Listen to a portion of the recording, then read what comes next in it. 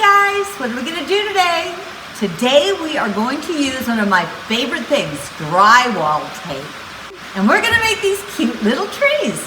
Let's get started. So what we're going to need to start this project is a cone. This is a paper mache cone. You're going to need to either make a cone with some heavy cardstock or you can get some paper mache cones. I'm just using this little one because I think these little trees are cute, but you could do a really big one.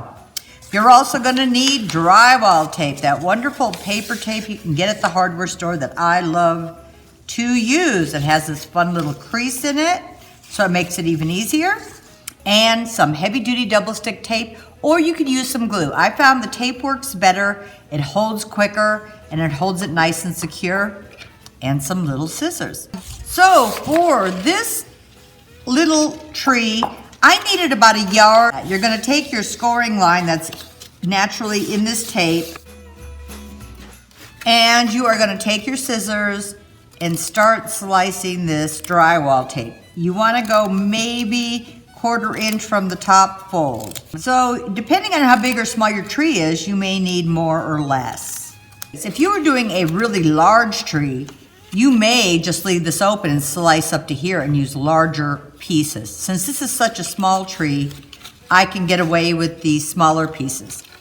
After you've cut whole 1 yard, I am going to cut down the middle and you will have 2 pieces. I have a huge piece that is already done here. The first thing I'm going to do is I'm going to see about how much I need for my first layer. And I'm going to go all the way at the bottom and just a tiny bit of an overlap. Take a strip of double stick tape and put it down this edge.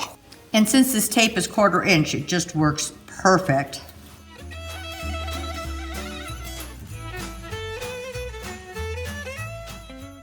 So this top edge is going right where the bottom edge of this cone is. You can see it from the inside. And just do a little bit of an overlap and secure this down nice and tightly. Now we're going to get our next strip. And I'm going to go just a little ways further up and cut a little extra too. It's easier to cut it a little bigger than smaller, but even if you do cut it too short, you can just lay another piece over that. And I'm just going to put this little lip right here where I've cut to, right above the one before. Now this is a cone, so you're going to have to like kind of crinkle in your edges. It's almost like a pleat. As you go, if you want to start flipping up your pieces, you can, or you can wait till the end. But it's almost easier to flip them up while nothing is above them. You just want to be careful. If you're using scissors, you don't want to cut the paper. Depending on how full you want this, or if you don't mind if it's a little looser or not as many, you can go higher up. You don't need to go right to there.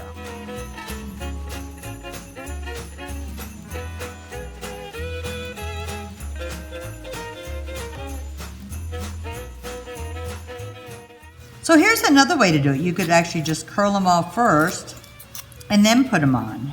But when you're playing with it, they will bend down a little, so you'll have to straighten them all up at the very end anyway.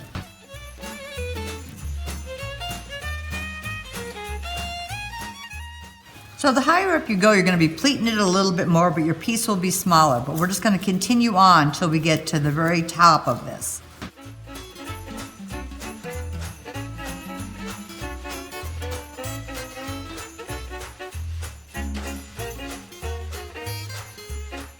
Last little piece, I'm just going to wrap at the very top and make a little point. And it's going to go around a few times, kind of squish this top point.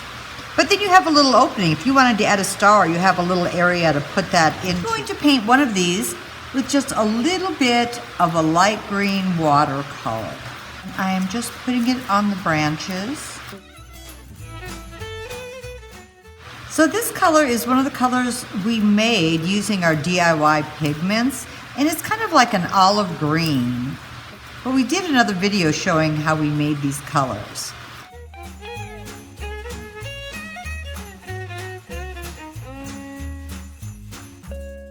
I'm going to get my heat gun and we're just going to blow this. I'm just going to hold this upside down to bring my branches going up.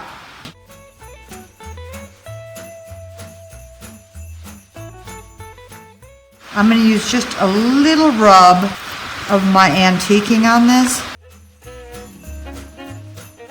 I'm going to do a quick spray on these. And this is a clear gloss sealer finish. And then while it's wet, I'm going to put a little bit of mica glitter on it.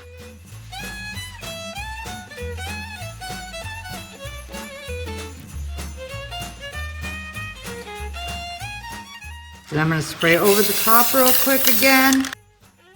And we're going to let these dry. Okay, wasn't that fun and fast and easy? So whether you do them tiny, you paint them, you just leave them the way they are. I hope you guys try some of this. Do a full mantle, and I would love to see some pictures. But whatever you do, have fun.